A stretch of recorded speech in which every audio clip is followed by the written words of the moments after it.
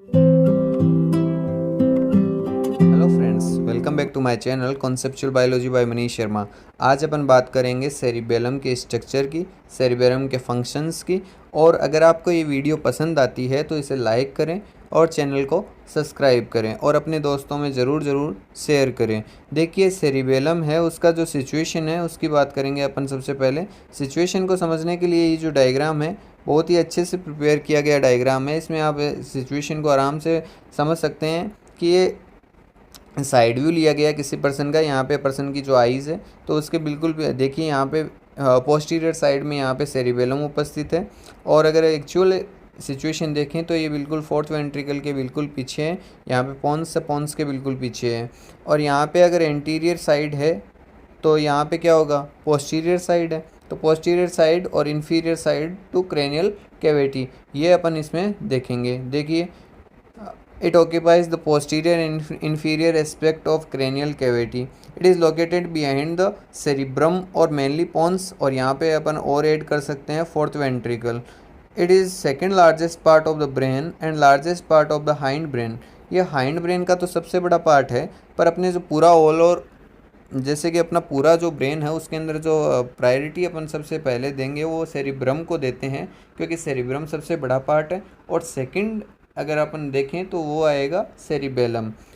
इसे it is also called silent area, इसको अपन silent area भी बोलते हैं और इसको लिटिल ब्रेन भी बोला जाता है, जिसका जो वेट है वो है 150 ग्राम्स। अब देखिए इसके अंदर क्या है कि consist of the two laterally large hemisphere which are united by the midline vermis. देखिए ये जो स्ट्रक्चर बनाया गया है ये सुपीरियर ओवरव्यू लिया गया है, सुपीरियर व्यू लिया गया है सेरिबेलम का। इसके अंदर बीच में जो पार्ट आता है उससे वर्मिस होता है, जो दोनों को ऐड करता है। दोनों साइड में जो लेटरली साइड में उपस्थित है उन्हें अपन बोलते हैं सेरिब्रल, सेरिबेलर हेमिस्फीयर। सेरिब्रल नहीं बोलेंगे, सेरिब्रल अपन सेरिब्रम के हेमिस्फीयर को बोलते हैं, सेरिबेलर हेमिस्फीयर सेरिबेलम के हेमिस्फीयर को बोलेंगे।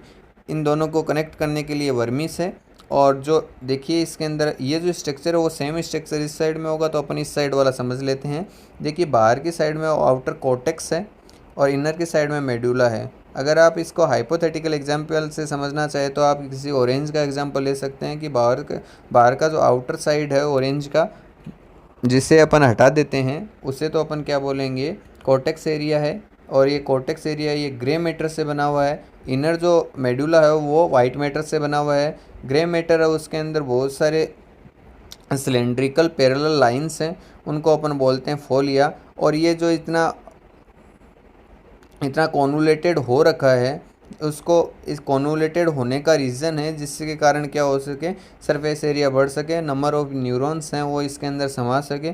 और जो अंदर की साइड में वाइट मैटर है, वाइट मैटर के अंदर कुछ प्रोजेक्शंस बने हुए हैं जैसे कि ब्रांचेस बने हुए हैं, उनको अपन बोलते हैं आर्बरविटी, और इसको अपन बोल सकते हैं ट्री ऑफ लाइफ। ठीक है, ये स्ट्रक्चर अपना कंप्लीट होता है। और एक इम्पोर्टेंट चीज़ आती है इसके अंदर, देखिए जो cerebellum consist to brain stem why the help of tracts called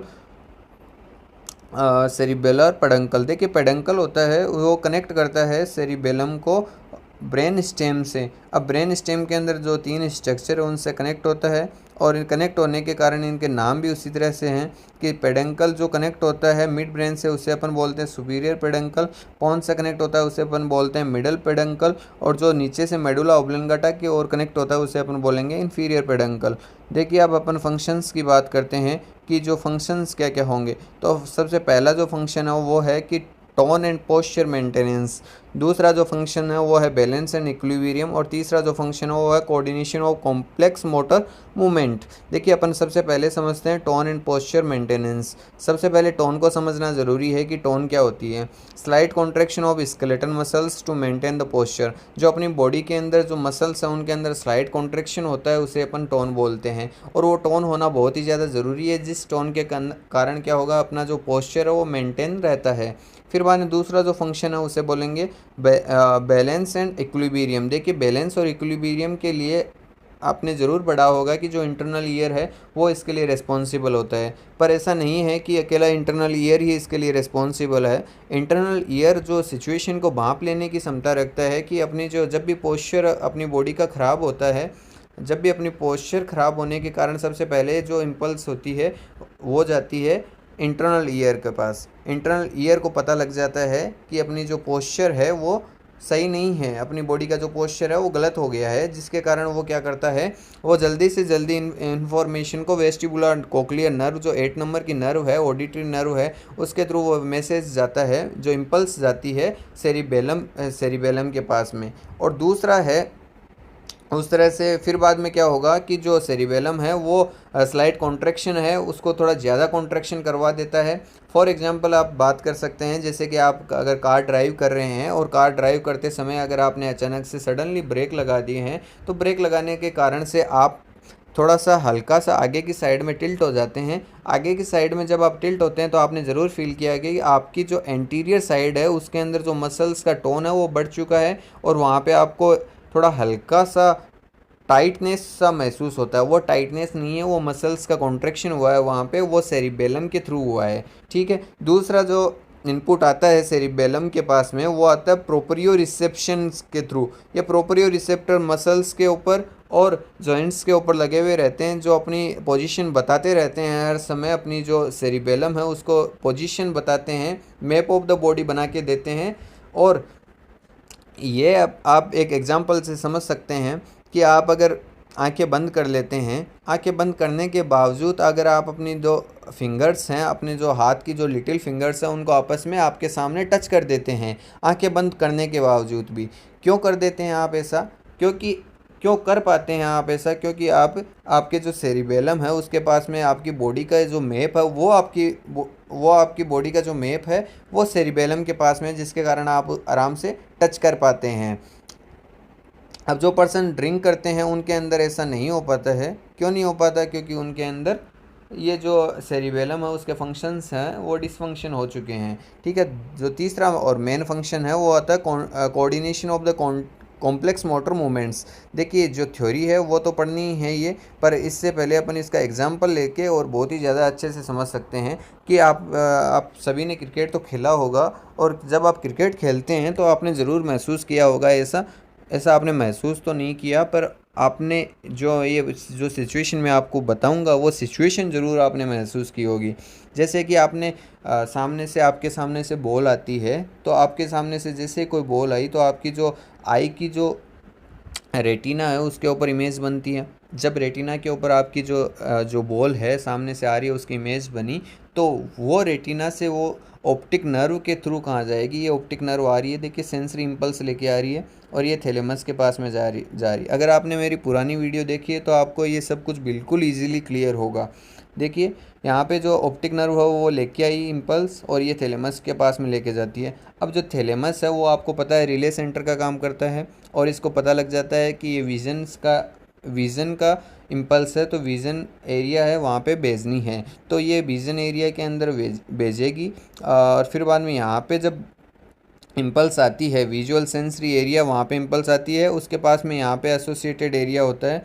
देखिए यहाँ पे एसोसिएटेड एरिया है। अब जो एसोसिएटेड एरिया वो इंटरप्रिटेट करेगा जो ओल्ड मेमोरी है उसके साथ में, कि ये जो बॉल है वो किस टाइप की है, उससे अपने को क्या एडवांटेज है क्या डिसएडवांटेज है वो अपने को पता लग जाएंगे। इस बॉल को पहले कहाँ पे देखा था, ये सब कुछ ये एसोसिएटेड एरिया इंटरप्रिटेट करके बता देगा। फिर बाद में जो ये इन्फॉर्मेशन है वो इम्पल्स के थ्रू जाएगी प्री फ्रंटल कॉर्टेक्स में।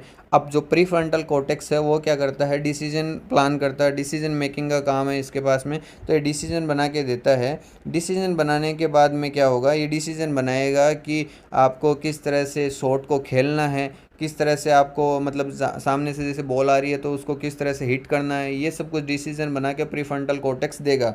फिर बाद में जब प्री फ्रंटल कॉर्टेक्स ने इसने क्या किया, डिसीजन बना के दिया। डिसीजन बनाने के बाद में मोटर एरिया के पास में चला गया। अब मोटर एरिया क्या करेगा, कुछ नहीं कर पाएगा बेचारा, क्योंकि उसके पास में मैप ऑफ द बॉडी नहीं है। तो मैप ऑफ द बॉडी कहाँ से मिलेगा, सेरिबेलम से मिलता है। अब मैप ऑफ द बॉडी यहाँ से मिलता है सेरिबेलम से। अब सेरिबेलम है उसके पास में मैप ऑफ द बॉडी कहाँ से आया, तो मैंने आपको बताया है कि मैप ऑफ द बॉडी है वो प्रोप्रियो रिसेप्टर्स होते हैं, उनके थ्रू सेरिबेलम के पास में हर एक सेकंड ही नहीं, मैं माइन्यूट सेकंड्स की बात करूँ, बहुत ही कम सेकंड का 10th पार्ट मान लीजिए, 100 पार्ट मान लीजिए, बहुत ही हर एक सेकंड का जो सबसे छोटा पार्ट होता है, उस हर एक क्षण के अंदर क्या होता है कि सेरिबेलम के पास में अपडेट आता रहता है अपनी बॉडी के मैप का।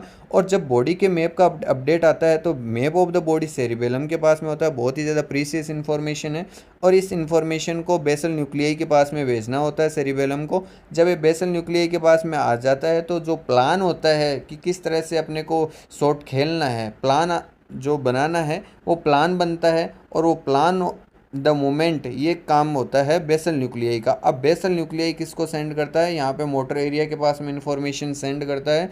अब ये इम्पल्स आई है, देखिए मैं जहाँ पे इम्पल्स नाम ले रहा हूँ, ये इन्फॉर्मेशन नाम ले रहा हूँ, यहाँ पे सेम ही है यहाँ पे। तो ये जो इम्पल्स है अब मोटर एरिया के पास में आ चुकी है, तो मोटर एरिया से इम्पल्स कहाँ जाएगी, जो अपनी सबसे पहले तो ये थैलेमस के पास में जाएगी। थैलेमस में जाने के बाद में इसका जो मेन मोटो है या फिर मेन जो इसका फंक्शन है वो है स्केलेटल मसल्स को कॉन्ट्रैक्ट करवाना। अब स्केलेटल मसल्स में कॉन्ट्रैक्शन होगा और जो पर्सन है वो उस बॉल को खेल पाएगा। ठीक है, ये होता है एक तरह से जो कॉम्प्लेक्स मोटर है, कॉम्प्लेक्स मोटर एक्टिविटी है वो इस तरह से परफॉर्म होती है। बहुत सी ऐसी होती है कॉम्प्लेक्स मोटर एक्टिविटी, जैसे कि वॉकिंग है। एक पैर आपने जैसे ही उठाया, आगे का पैर जो मान लीजिए लेफ़्ट साइड वाला पैर था उसको आपने उठाया, तो अपनी जो सेरिबेलम है उसके पास में मैप चला जाता है कि आगे का पैर उठाए और फिर बाद में अपने को जो पीछे का पैर है उसे उठाना है। तो इस तरह से ये क्या होता है, वहाँ पे इंफॉर्मेशन जाती रहती है। अगर इंफॉर्मेशन मान लीजिए नहीं जाती है प्रॉपरली तो क्या होगा, पर्सन एक साथ में एक पैर के ऊपर दूसरा पैर रख देगा। तो ये प्रॉब्लम आती है जब पर्सन क्या करता है, अल्कोहल लेता है या फिर कुछ सेडेटिव या फिर कुछ ऐसी ड्रग्स लेता है जो उसको प्रॉब्लम, जो सेरिबेलम को प्रॉब्लम क्रिएट करती है। तो उसके कारण जो पर्सन का जो पोस्चर है, जो वॉकिंग है, वो सब कुछ नहीं हो पाता है। ये तो था तीसरा फंक्शन। अब देखिए इसको अपन एक फ्लो चार्ट से समझ सकते हैं। देखिए फ्लो चार्ट इस तरह से बनाया हुआ है। ये देखिए सेंसरी इम्पल्स आती है, सेंसरी इम्पल्स थैलेमस के पास में गई, थैलेमस के पास में जाने से फिर बाद में विजुअल एरिया में गई, विजुअल एरिया से एसोसिएटेड एरिया में गई, फिर वहाँ प्रीफ्रंटल कॉर्टेक्स में गई, प्रीफ्रंटल कॉर्टेक्स में डिसीजन मेकिंग आता है, फिर वहाँ मोटर एरिया के पास में गई। अब मोटर एरिया को और भी इन्फॉर्मेशन चाहिए, वो सेरिबेलम प्रोवाइड करता है, मैप ऑफ द बॉडी मिलता है।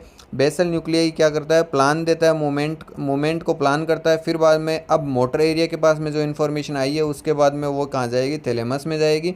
और थैलेमस से फिर वहाँ मोटर इम्पल्स जाती है स्केलेटल मसल्स में, स्केलेटल मसल्स के अंदर फिर बाद में कॉन्ट्रैक्शन होता है। अब जो चौथा और इतना इम्पोर्टेंट नहीं है पर एक तरह से देखिए बायोलॉजी में हर चीज़ इम्पोर्टेंट मानी जाती है, तो मोटर लर्निंग के लिए भी सेरिबेलम है वो अपना एक तरह से काम करता है। देखिए मोटर लर्निंग कैसे, हर चीज़ हर एक पर्सन है वो बाई बर्थ नहीं सीख के आता है, यहाँ पे आने के बाद में ही वो हर चीज़ सीखता है। और जो जितनी भी मोटर लर्निंग है वो सारी कहाँ से आती है, वो सेरिबेलम के थ्रू ही आती है। ठीक है, ये वीडियो आपको अच्छा लगता है तो इसको लाइक करें, चैनल को सब्सक्राइब करें। Okay, thank you for watching the video.